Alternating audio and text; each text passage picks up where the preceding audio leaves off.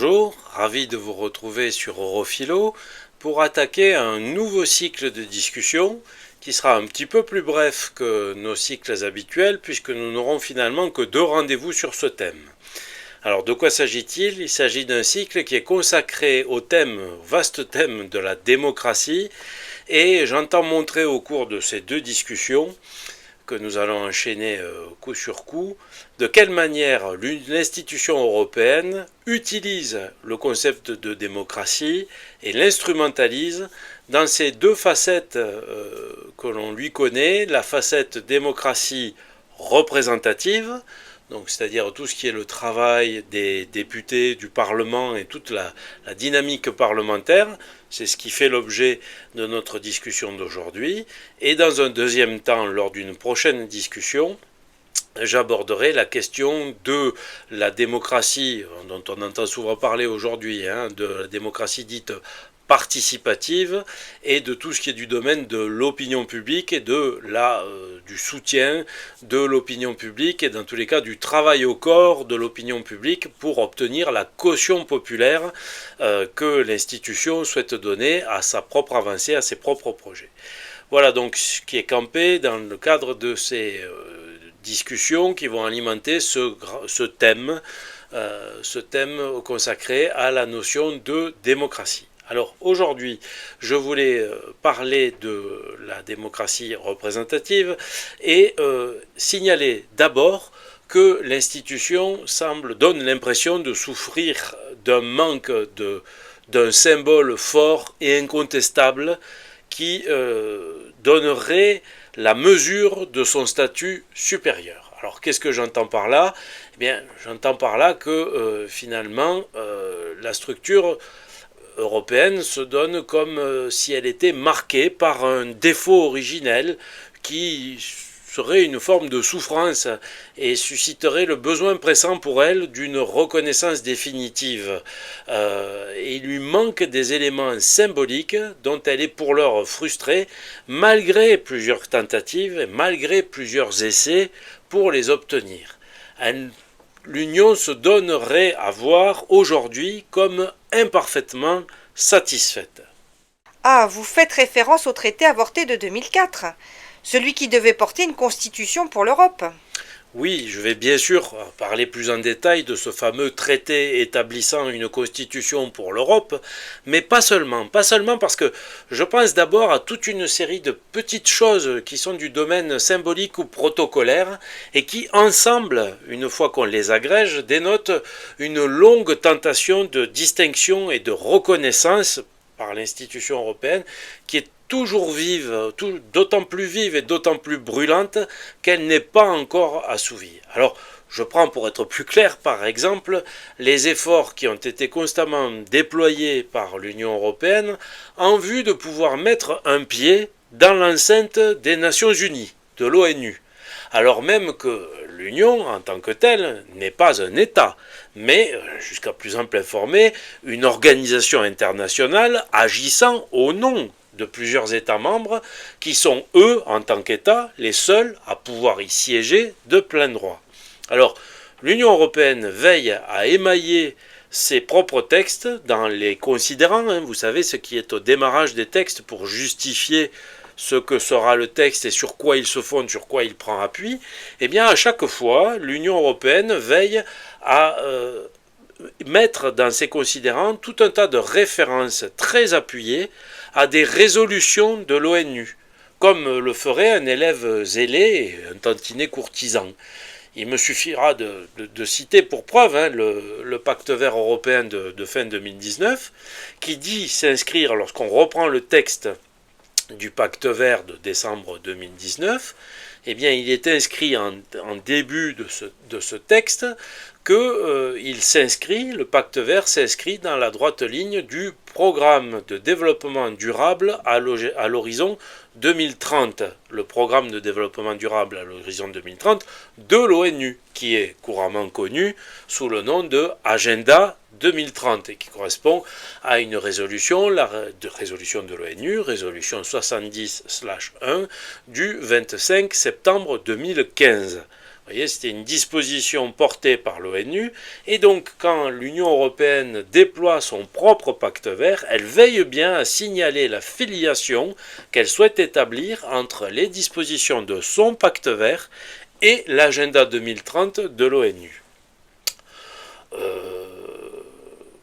Ailleurs, on peut lire de nombreux renvois aux dispositions qui ont été des agences spécialisées des Nations Unies, comme l'UNICEF pour l'enfance, l'UNESCO, la FAO pour la partie alimentation, ou encore évidemment la plus fameuse, tristement fameuse OMS, l'Organisation mondiale de la santé, laquelle, j'en profite au passage pour le signaler, l'OMS a adopté en juin 2023 le système de certification sanitaire numérique de l'Union, le fameux et très discutable certificat Covid numérique. Vous voyez, il y a des passerelles qui ont lieu entre l'institution européenne et les institutions et l'ONU ou ses agences thématiques sur différents thèmes. Et dans tous les cas, l'institution européenne veille systématiquement à manifester son lien, son adhésion et sa correspondance aux dispositions qui ont été prises dans le cadre des enceintes de l'ONU ou des agences qui en sont des émanations. Alors, il s'agit là d'efforts sur la durée qui se sont déjà révélés payants, puisque à l'époque la communauté européenne a été admise à l'ONU comme observateur dès 1974. Qu'elle est devenue membre de la FAO, donc la partie de l'ONU dévolue à la partie alimentaire mondiale, à l'Organisation de l'alimentation mondiale. Elle en est devenue membre à part entière en 1991 au titre des politiques qu'elle menait en matière d'agriculture et de pêche via la PAC, la politique agricole commune, dont nous avons eu l'occasion de parler à plusieurs reprises. Et mieux encore, elle obtient en tant qu'union, cette fois, le statut d'observateur renforcé ou privilégié, ça dépend, les deux terminologies sont adoptées, donc statut d'observateur renforcé ou privilégié à l'ONU en 2009, et se voit même octroyer depuis 2011 le droit de participer au débat de l'Assemblée générale de l'ONU, avec y compris le droit de présenter oralement des propositions et des amendements qui ont été convenus en interne au nom de l'Union, mais qui pour le moment ne peuvent pas être mis au vote, si un État membre n'en a pas fait la demande en son nom propre, puisque, je le répète, l'Union européenne n'est pas à proprement parler un État, et donc elle ne participe pas à l'intégralité du système de vote et d'expression dans l'enceinte de l'ONU. Et vous voyez la progression depuis observateur jusqu'à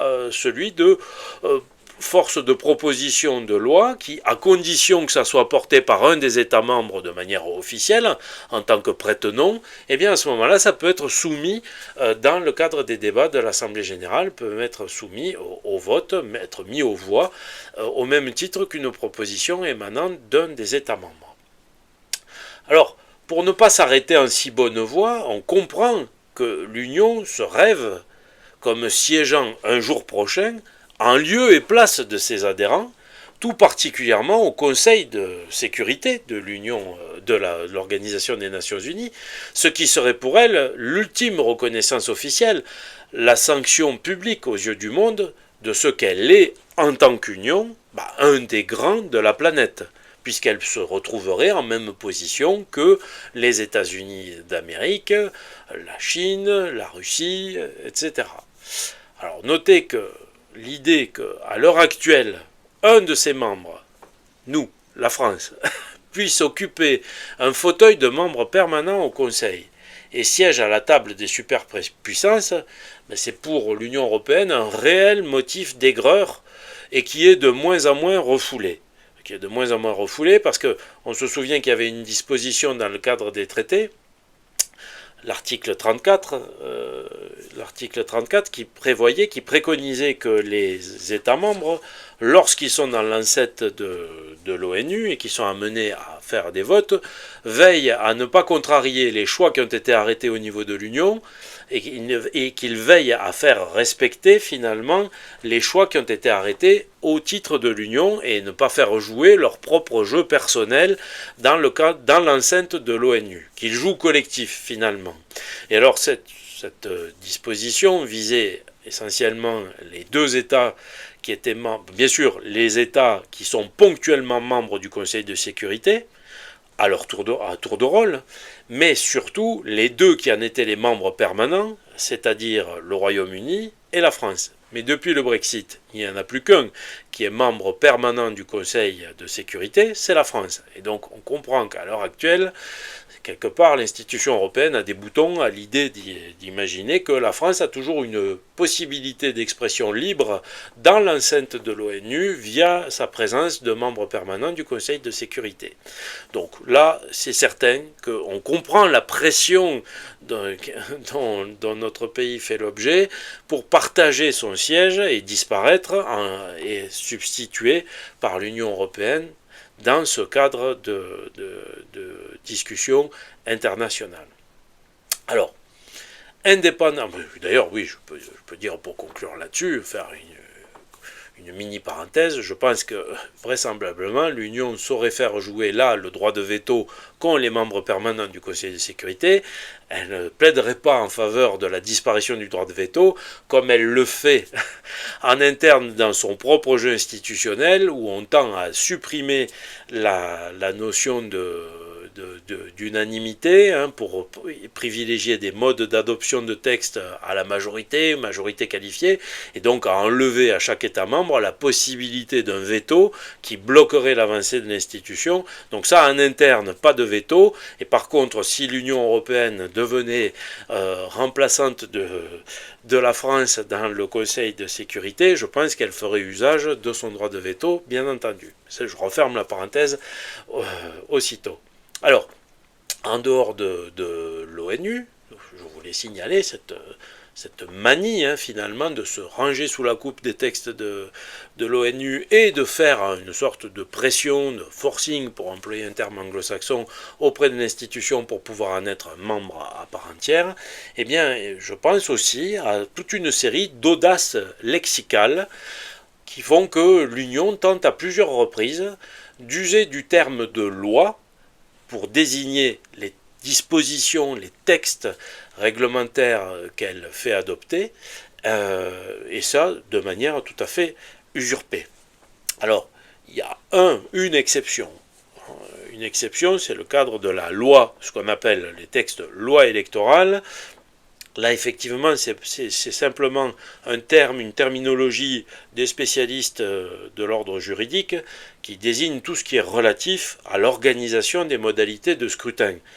C'est admis, ce n'est qu'une appellation technique juridique pour tout ce qui régit le système électoral, tout ce qui touche à la définition de ses dispositions et de ses procédures. Donc là, qu'elle use du terme de loi électorale, c'est ce qui est fait partout ailleurs, pas de problème. Mais je fais référence à de réelles incartades que s'autorise l'institution pour des décisions qui se veulent de plus ambitieuses et se réfèrent à une thématique que l'institution juge comme étant assez grandiose. Alors c'est notamment le cas, je donne l'exemple de celle qui est prétendue être la loi climat, et qui est, au regard de sa nature juridique stricte, n'est jamais qu'un règlement.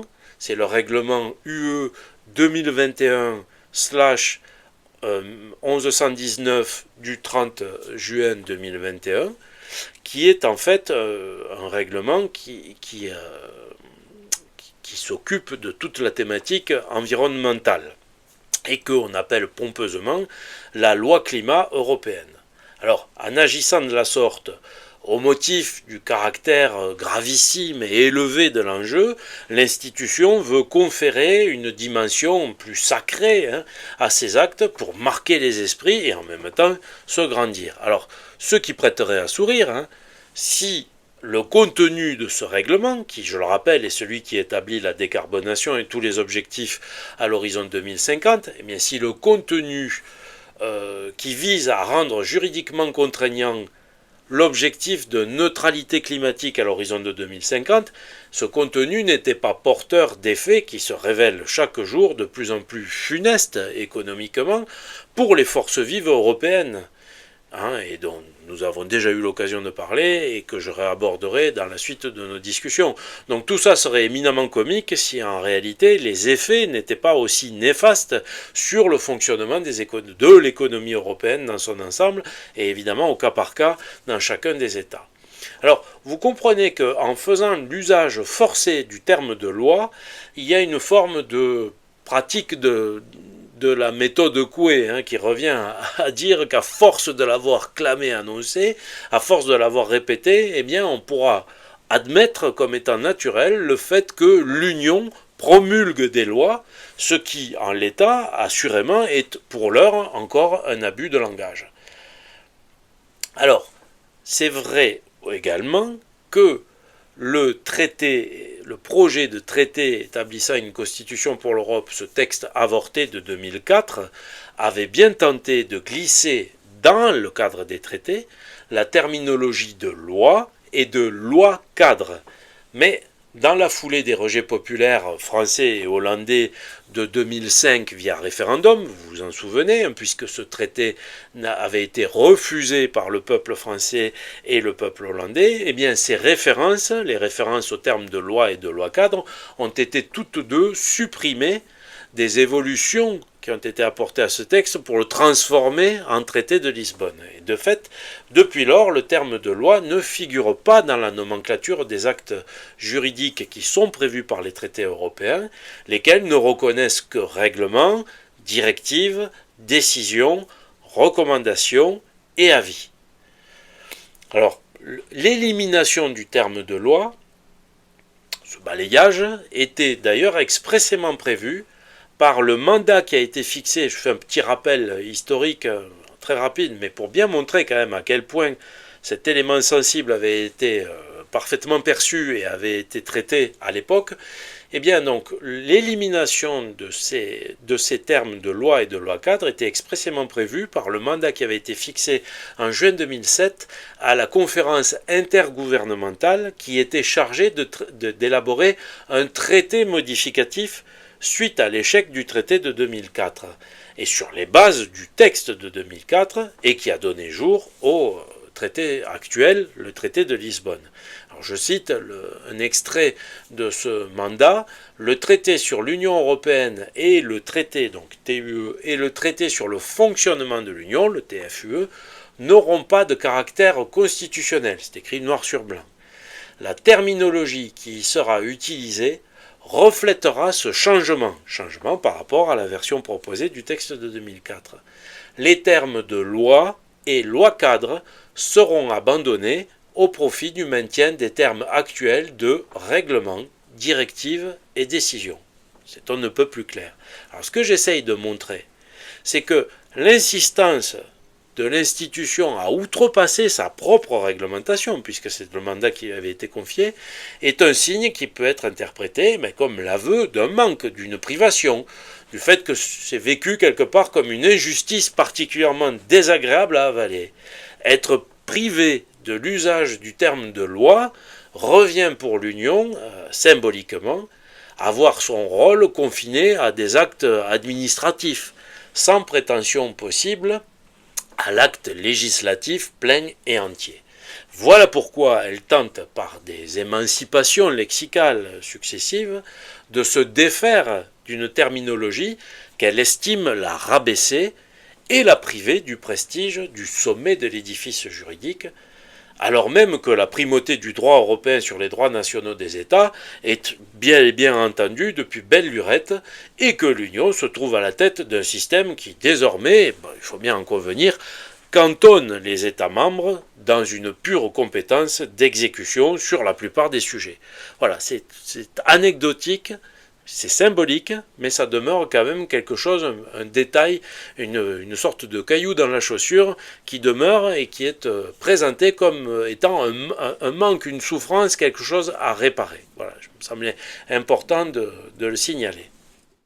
Mais justement, au regard de ce que vous venez de dire, cette question constitutionnelle n'est-elle pas finalement accessoire? L'Union ne parvient-elle pas déjà à ses fins sans cela?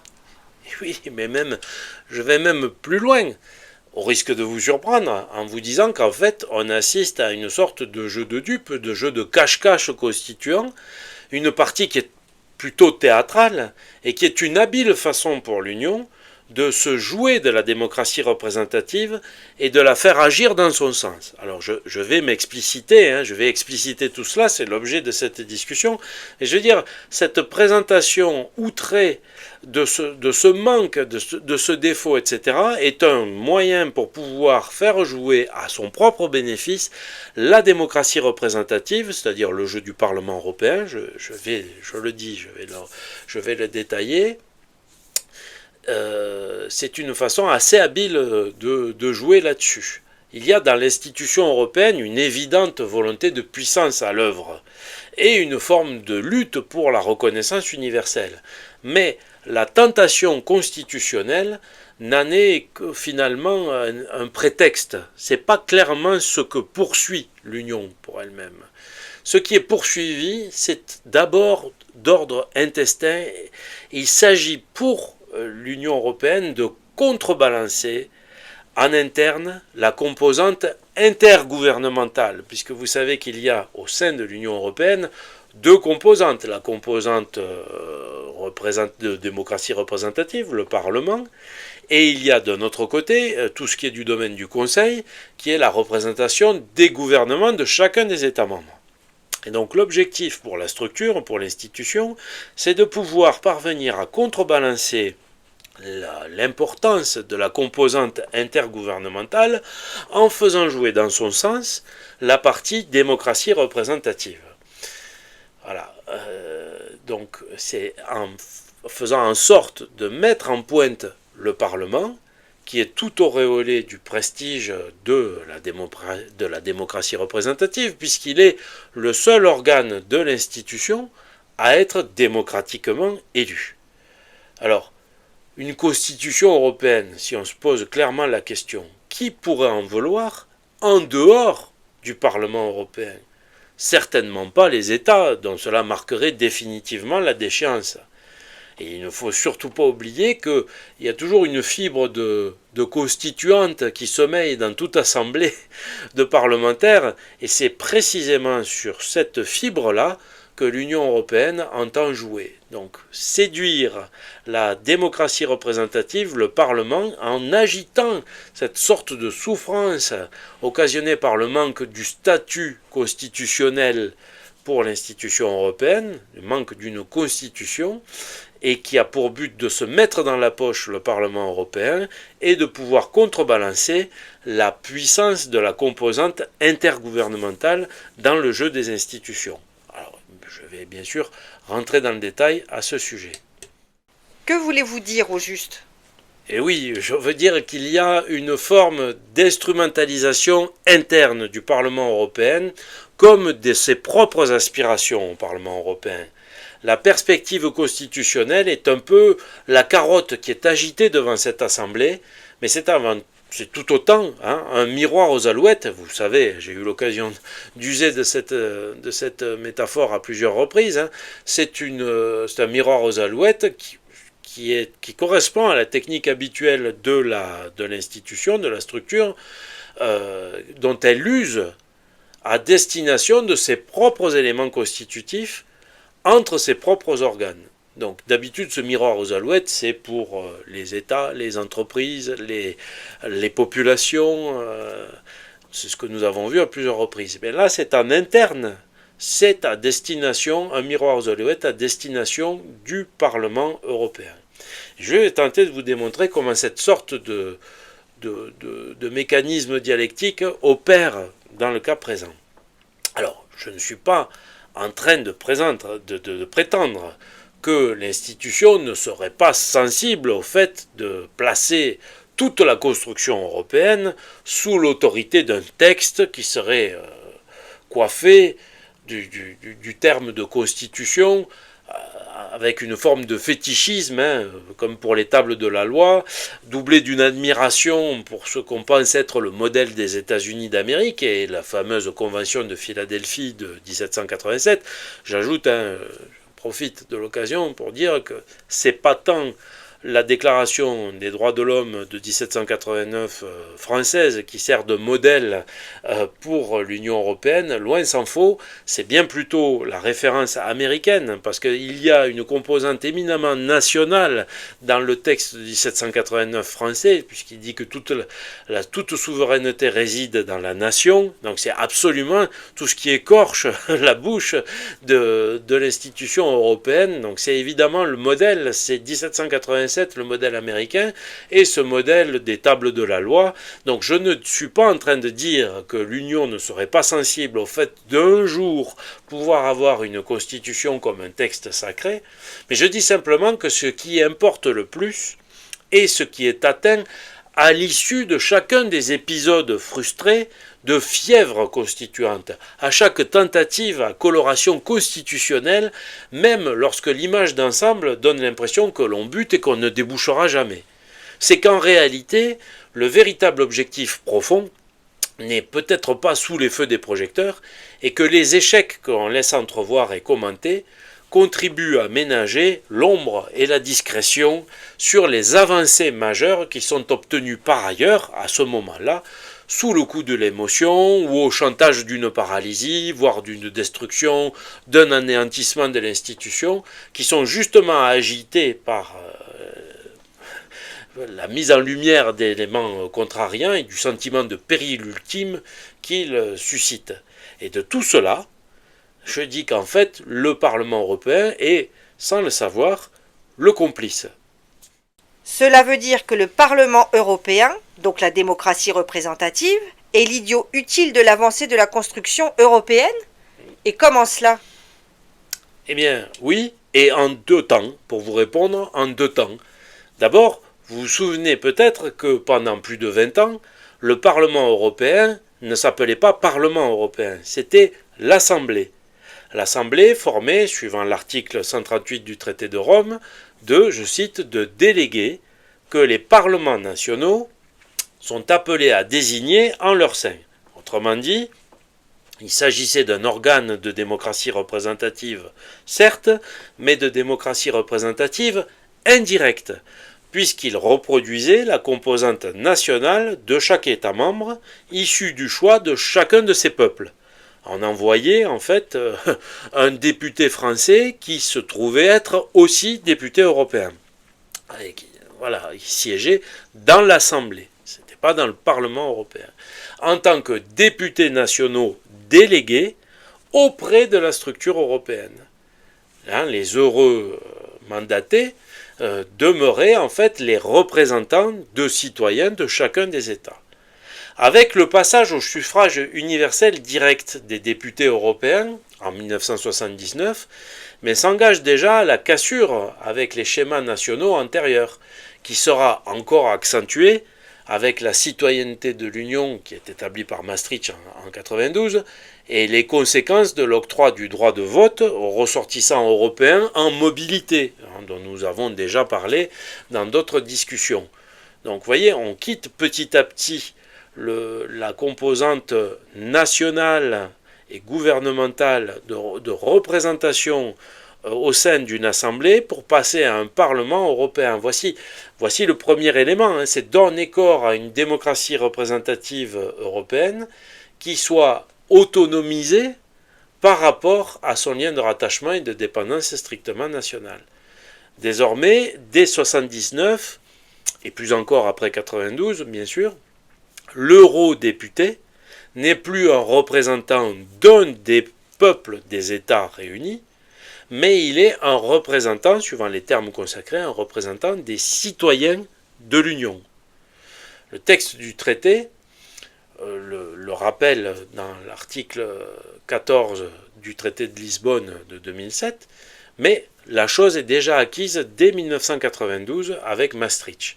Vous voyez que la nuance est quand même considérable. On passe donc d'une représentation d'un député national siégeant dans une assemblée européenne à un eurodéputé qui est un représentant des citoyens de l'Union et qui peut, venant de France, être d'ailleurs un ressortissant étranger résidant en France. Vous voyez, la nuance est de taille. Ensuite, vous remarquerez qu'à partir de là, à chaque avancée notable des traités européens, correspond en amont une sorte de bouffée constitutionnelle portée par le Parlement lui-même. Alors, le projet Spinelli de février 1984 précède l'adoption de l'acte unique de 1986. Ensuite, donc je vous montre, je cite plusieurs exemples, vous pourrez y revenir et revoir les textes par vous-même. Je ne veux pas rentrer ici dans le détail, ça nous amènerait trop loin, mais ce que je veux établir en citant les dates comme preuve, c'est qu'à chaque fois qu'il y a une étape forte dans l'évolution des traités, elle est systématiquement précédée par une sorte de bouffée constitutionnelle portée au sein du Parlement. Donc, projet Spinelli en 84, acte unique en 86. Une résolution du Parlement en 1990, une résolution qu'on a tendance à oublier, quant aux orientations, je cite, relatives à un projet de constitution pour l'Union européenne. Vous voyez, on est en 1990 et on parle déjà d'un projet porté par le Parlement, un projet de constitution pour l'Union européenne. Nous sommes en 1990, c'est-à-dire 14 ans avant le traité établissant une constitution pour l'Europe.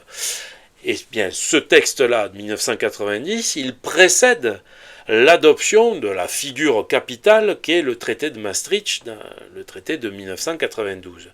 Et d'une certaine manière, il devient évident qu'en dépit de son costume constitutionnel, l'aventure du TCE de 2004, le traité établissant une constitution pour l'Europe, eh bien, celui-ci, son échec, précède et débouche fort logiquement sur l'adoption de l'actuelle version du traité de Lisbonne de 2007. Alors certes, au regard de l'ambition initiale qui était portée par le Parlement, l'institution paraît avoir subi un revers ou avoir dû rabaisser ses prétentions, puisque la dimension constitutionnelle qui était mise en avant a fini chaque fois par devoir s'éclipser. Mais les acquis qui ont été capitalisés ont, eux, été réels et ont permis de conforter l'avancée de la structure. Je donne encore une fois l'exemple du traité de Lisbonne. Combien de fois les commentateurs n'ont-ils pas convenu du fait que ce traité se bornait à la reprise intégrale, le traité de 2007, se bornait à la reprise intégrale du texte de 2004, à la seule réserve des éléments symboliques qui étaient à coloration constitutionnelle ou fédéraliste. C'est-à-dire, le traité de 2007, c'est en gros le traité de 2004 qui avait été refusé, c'est sa reprise intégrale, à la seule réserve de tout l'habillage constitutionnel ou fédéraliste. Et Lisbonne est bel et bien une avancée majeure par rapport aux versions antérieures du traité, dans la confortation de la souveraineté européenne, comme l'avait été en leur temps Maastricht, l'acte unique, à leur époque. Chacun de ces gains historiques s'est en fait accompli sur les cendres d'une proposition à visée constitutionnelle non aboutie. La vertu opérationnelle du terme d'Union européenne qui a été déclenchée dans Maastricht, eh bien finalement procède du rapport Spinelli de 1984. De la même manière, les progrès qui sont inscrits dans la version de Lisbonne procèdent du texte de 2004, dont l'avortement est finalement marginal, puisque sont demeurés ses principaux acquis, avant tout au bénéfice de l'institution, par-dessus ses membres comme ses organes. Quoi? La personnalité juridique de l'Union, voilà ce qui est acquis par le traité de Lisbonne, l'accroissement des compétences de la Cour de justice, l'extension du domaine du vote à majorité qualifiée au détriment de l'unanimité, etc., etc. Le traité de Lisbonne n'est pas un échec, du point de vue de l'avancée de l'institution. Et l'échec de 2004 du traité constitutionnel n'est qu'apparent, c'est un échec théâtral, parce qu'en réalité, mis à part les éléments symboliques, tout ce qui était fort et qui était porté a fini par être adopté par le traité de Lisbonne de 2007. Vous niez donc l'échec constitutionnel de 2004 ? Non, je dis que c'est un faux problème. Et cela depuis au moins 1986, puisque le caractère, je dirais, constitutionnel des traités a été établi dès 1986 par la Cour de justice européenne, dans la faculté qu'a au final la structure à prendre des actes unilatéraux de nature comparable aux actes législatifs des États et qui s'imposent de ce fait à ses membres. Donc, si on veut, je pourrais vous donner les références de l'affaire, l'affaire 294/83 du 23 avril 1986, jugement de la Cour de justice des communautés européennes à l'époque, qui établit donc cet élément. Si on veut, on peut s'arrêter là. Tout le reste n'est qu'une question de décor et de symbole. Le caractère quasi-constitutionnel des décisions qui sont portées par l'Union européenne est déjà acquis dès 1986. Alors si je reviens rapidement à ce TCE de 2004, je dirais tout d'abord qu'il ne s'agissait pas exactement d'une constitution, ce dont atteste d'ailleurs son intitulé alambiqué, qui a pas mal intrigué à l'époque et tous les promoteurs étaient obligés de se justifier sur ce titre qui était très lourd et dont on ne comprenait pas la subtilité. S'agissait-il d'un traité, d'une constitution, d'un traité constitutionnel ? Bref, c'était plutôt avoir fait revêtir le manteau constitutionnel à un traité révisé. Le texte ne correspondait pas vraiment à la brièveté et à l'exposé de principes qu'on attend d'un fondement constitutionnel. Il gardait une nature de texte plutôt technique, ayant pour visée première le renforcement des prérogatives de l'Union. Il n'a eu qu'à laisser sur la chaise cette sorte d'habit constitutionnel pour devenir, tel qu'en lui-même, le traité de Lisbonne et offrir à l'Union un réel coup d'accélérateur institutionnel à l'approche de l'élargissement, souvenons-nous, de l'élargissement aux 10 nouveaux entrants d'Europe de l'Est, faisant passer le nombre d'États membres de 15 à 25. Et précisément, ce coup d'accélérateur institutionnel, validé par l'adoption de 2007, n'a quelque part été rendu possible que par l'effroi qu'avait suscité le rejet initial du texte de 2004. Alors, il est vrai qu'au final, le terme de constitution a disparu du texte adopté et qu'on peut prétendre avoir reculé sur les symboles officiels comme le statut du drapeau ou de l'hymne. Mais, ainsi que je l'ai déjà montré, est-ce que les bannières étoilées sont-elles tombées en désuétude depuis ? Non, c'est plutôt le contraire. Dès 2008, avant même l'entrée en vigueur du traité de Lisbonne, le Parlement européen a modifié son propre règlement intérieur pour affirmer son attachement aux différents symboles, que ce soit le drapeau, l'hymne, la devise, qui étaient promus au sein du texte de 2004 du TCE.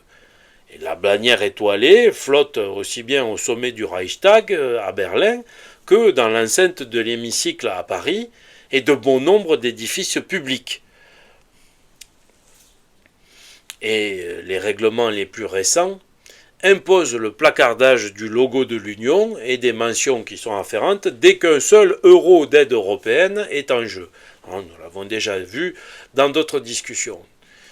Et je serais tenté de dire, au moment de l'adoption de Lisbonne en 2007, on a même assisté à la chose tout à fait improbable qu'est la déclaration numéro 52 qui est annexée au traité, par laquelle 16 États membres manifestent officiellement leur attachement à tout le panel des symboles qui étaient portés dans le TCE, le drapeau, l'hymne, la devise, la monnaie et la journée de l'Europe, lesquels, suivant le texte de cette déclaration numéro 52 annexée, donc tous ces symboles continueront d'être pour eux, pour ces 16 États, les symboles de l'appartenance commune des citoyens à l'Union européenne et de leur lien avec celle-ci.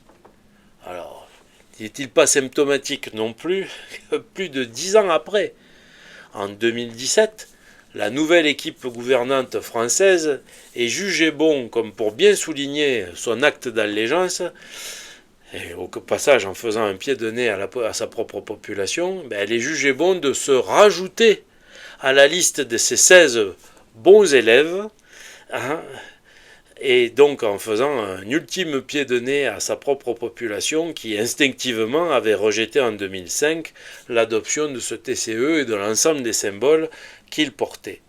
C'est quand même assez symptomatique de voir que le premier acte qui a été initié en matière de relations France-Europe a été de se rajouter 10 ans après sur cette déclaration numéro 52 qui est annexée, qui est toujours annexée au traité de Lisbonne. Voilà.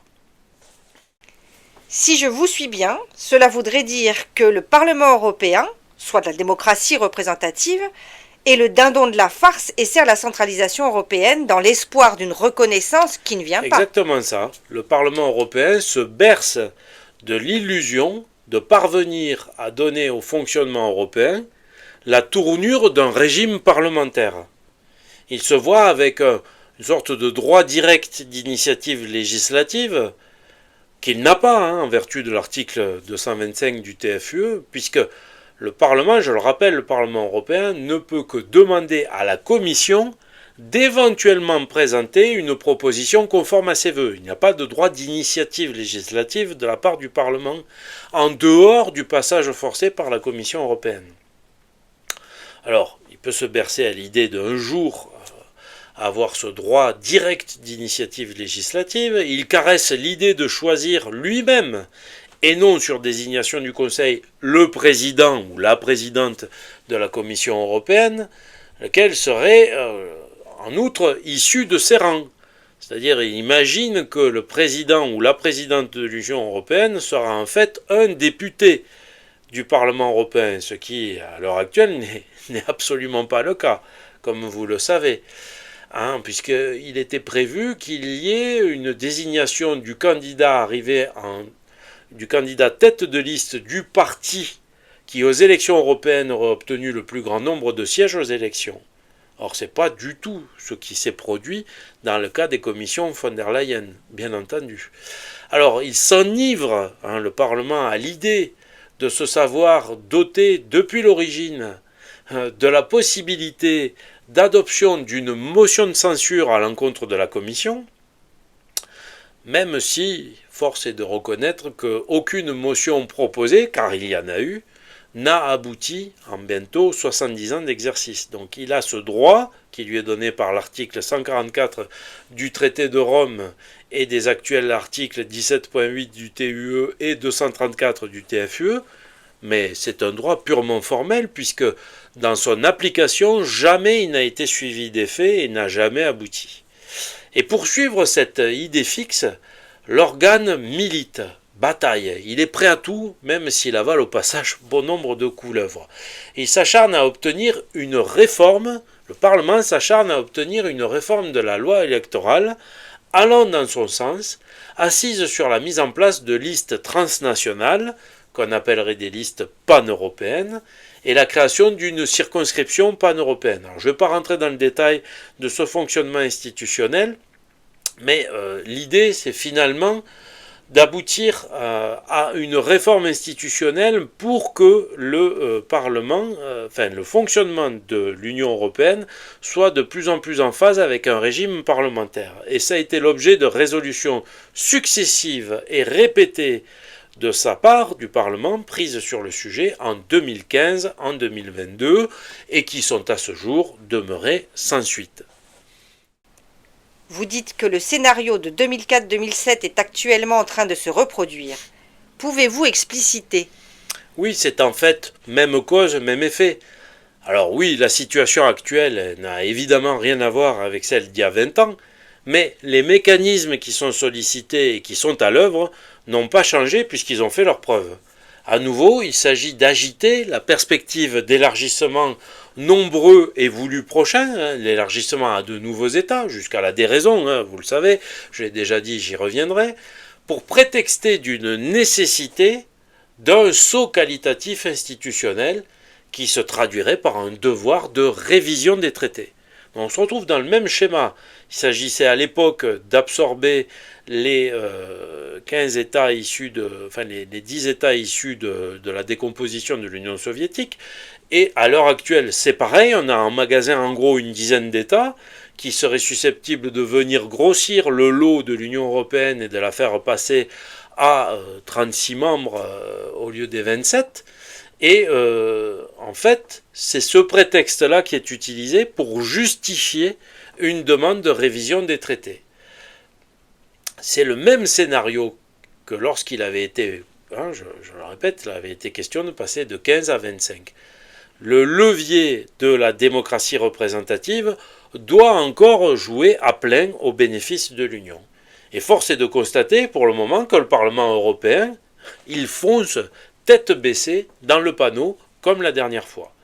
Parce que, voyant que ces résolutions focalisées sur la réforme de la loi électorale dont je parlais, celle déposée en 2015, celle en 2022, voyant que ces résolutions ne débouchent pas, l'Assemblée des eurodéputés a pris, en fin d'année 2023, une résolution qui est intitulée, je cite, « Projet du Parlement européen tendant à la révision des traités » et qui est encore en cours d'examen. Alors, là-dedans, le Parlement européen poursuit sa marotte en remettant dans la corbeille toutes les dispositions qui le concernent et l'intéressent, mais il y adjoint toute une série d'éléments se rapportant spécifiquement à l'institution européenne tout entière. En fait, pour le dire autrement, il donne des gages de son engagement en faveur de l'avancée de l'Europe en portant des propositions qui dépassent le fait de propositions purement anecdotiques, comme par exemple le fait de fixer un jour unique de scrutin pour les élections européennes au 9 mai. Donc ça, c'est un point de détail. Il y a effectivement des éléments qui le concernent, qui concernent spécifiquement l'évolution du rôle du Parlement européen, mais c'est assorti de toute une série d'autres dispositions qui sont autant de gages ou de preuves de bonnes intentions du Parlement à l'égard de l'Union européenne dans son ensemble. Alors, par exemple, ce texte annonce l'attribution à l'Union de nouvelles compétences qui ne sont pas neutres. Alors, la compétence exclusive en matière d'environnement, de biodiversité et surtout l'exclusivité de la négociation sur le changement climatique, c'est-à-dire prochain traité qu'il y aurait en matière de changement climatique, c'est l'Union qui le négocierait, pas les États, l'Union elle-même, dans une compétence exclusive. Non seulement les compétences exclusives, mais de nouveaux thèmes qui devraient rentrer dans le champ de compétences partagées, tels que, ce sont des thèmes pas anodins du tout, la santé publique, la protection civile, l'éducation, avec la reconnaissance mutuelle des diplômes, non seulement des diplômes, mais des grades et des qualifications professionnelles, c'est pas neutre. La volonté de développer encore davantage de compétences partagées dans les domaines de l'énergie, des affaires étrangères, de la sécurité extérieure et de la défense. Bien sûr, vous en entendez beaucoup parler actuellement. Donc tout ça figure dans une proposition du Parlement. Et tout cela, c'est bien le Parlement européen qui textuellement le propose, c'est écrit, le propose et le suggère, c'est écrit aussi, dans sa résolution. C'est bien lui qui offre de rebaptiser la Commission européenne du nom de l'exécutif, avec un E majuscule, comme s'il s'agissait d'un gouvernement, et de conférer le titre de président de l'Union européenne à l'actuelle fonction de président de la Commission européenne. C'est quand même pas neutre. C'est encore lui, le Parlement, qui prévoit de modifier l'actuel article 222 du TFUE et de doter l'exécutif, donc la Commission européenne, de pouvoirs extraordinaires, je cite, en cas d'urgence affectant l'Union européenne ou un ou plusieurs États membres, afin de mobiliser tous les instruments nécessaires. Ça, c'est le texte que je cite, le texte porté par le Parlement. Alors, vous voyez à quel degré d'éloignement on se situe par rapport au rôle initial qui devait être celui de la Commission européenne, qui était au départ, un support administratif, un simple support administratif, soumis à l'autorité des chefs d'État et de gouvernement, et qui était, pour faire simple, une sorte de secrétariat général du Conseil européen. Vous voyez qu'on est là, alors c'est pas une trahison d'un objectif initial, c'est le plein déploiement d'une idée qui était contenue au double sens de elle était à l'intérieur et en même temps elle était encore refermée et pas totalement ouverte au grand jour, mais qui était contenue dès les dispositions du traité de Rome. Donc cette Commission européenne, vous voyez, l'inflation subie dans le sens de l'élargissement de ses compétences et de son rôle, jusqu'à devenir l'incarnation de l'exécutif avec un E majuscule de l'Union européenne, et dont le président ou la présidente de la Commission deviendrait de fait le président ou la présidente de l'Union européenne. Vous voyez quand même à quel point c'est important, je n'ai pas besoin d'en dire plus, vous comprenez l'effet qui est produit. C'est quand même saisissant que ce soit précisément l'organe de la démocratie représentative qui se trouve plaider en faveur de l'octroi de plus de prérogatives à l'Union, qui se trouve plaider en faveur du renforcement de son exécutif et à l'instauration même du titre de président de l'Union ou de présidente de l'Union. Alors, que ce soit parce que, en fait, le Parlement est directement intéressé à la chose et parce qu'il s'illusionne quant au fait d'être demain le porteur exclusif de l'initiative législative, le grand intronisateur de l'exécutif, d'un exécutif qui serait responsable devant lui et ne pourrait plus décider sans l'accord d'une majorité parlementaire, tout cela importe peu, parce que vu de l'extérieur, et c'est bien cela l'essentiel, la nécessité d'une révision des traités, dans le sens de l'Union, trouve son plus ardent promoteur dans le seul organe européen qui est issu d'un processus démocratique d'élection. Vous voyez quel est le parti à en tirer. Et au surplus, si d'aventure il devait y avoir une variable d'ajustement dans les dispositions nouvelles à entériner, eh bien il a fort à parier que ce soit une fois encore les aspirations que le Parlement européen cultive pour lui-même qui en fassent les frais. Car en fait, elles sont parfaitement accessoires pour l'Union. Ce que désire le Parlement européen pour lui-même, l'Union n'en a que faire. En revanche, le noyau central, celui qui sert directement l'avancée de la structure et qui vise à lui faire obtenir plus de compétences et plus de marge de manœuvre dans les modalités de prise de décision grâce à la relégation de l'unanimité et du droit de veto, relégués avant leur disparition pure et simple, eh bien, soyez certains que tout sera fait pour que ce corpus-là, lui, soit adopté prioritairement, quitte à sacrifier les ambitions du Parlement européen pour lui-même. Alors, quoi qu'il advienne, convenez que ça valait bien le coup d'agiter la carotte de la démocratie représentative. Vous voyez de quelle façon le miroir aux alouettes fonctionne à plein, et de quelle manière l'Union européenne a judicieusement choisi cette stratégie pour circonvenir le Parlement européen en le caressant dans le sens du poil et en le laissant se bercer d'illusions quant à sa satisfaction prochaine si l'on parvient à obtenir une révision des traités. Voilà. Alors, je termine ainsi cette première discussion de ce cycle consacré au terme de la démocratie, à l'instrumentalisation de la démocratie au service du projet et du programme de l'Union européenne. J'espère que vous aurez apprécié donc cette démonstration, qui reste un petit peu technique, j'en conviens, donc n'hésitez pas à réécouter la discussion elle-même, c'est toujours utile. N'oubliez pas de vous abonner, n'oubliez pas de cocher les cases, toutes les notifications pour pouvoir être prévenu des nouvelles parutions qui arriveraient sur Europhilo, pour pouvoir être bien au courant des nouvelles discussions lorsqu'elles sont publiées. Voilà. Je l'ai annoncé, je m'y tiendrai. Donc le programme de la prochaine discussion sera non plus sur la démocratie représentative, mais sur la démocratie dite participative et toute la série de mythes et de nouveaux miroirs alouettes qu'on agite aux populations pour les faire croire que leur avis, leur opinion sont pris en compte et que l'institution européenne est la plus démocratique qui soit. Et donc j'en ferai la démonstration par les textes eux-mêmes, la démonstration du contraire bien sûr par les textes eux-mêmes. Nous rebondirons également sur l'actualité de tout ce qui a pu se passer récemment dans certains pays, notamment en Roumanie.